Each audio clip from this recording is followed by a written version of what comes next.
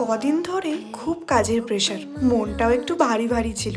তাই ভাবলাম মনটাকে খুশি করার জন্য আজকে কেএফসি থেকে খাওয়াই যাক। বহু দিন পরে আমি কেএফসি থেকে অর্ডার দিয়েছিলাম। এটা একটা কম্বো ছিল, যার মধ্যে ছিল একটা বার্গার, তার সাথে দুটো চিকেন স্ট্রিপস। দুটো মিলিয়ে আমার পড়েছিল 219 টাকা, তার সাথে কিছু ডেলিভারি চার্জেসও ছিল।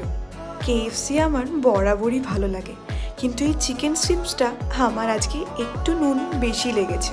কিন্তু যেহেতু অনেকদিন বাদে খাচ্ছি, মনটা এমনিই খুশি হয়ে গেছিল।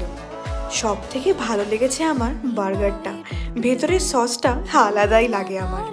আমি কি করি বলো তো, বাইরের বার্গারটা আগে খেয়ে নিই, দিয়ে ভেতরের চিকেনটা আস্তে আস্তে পরেই খাই।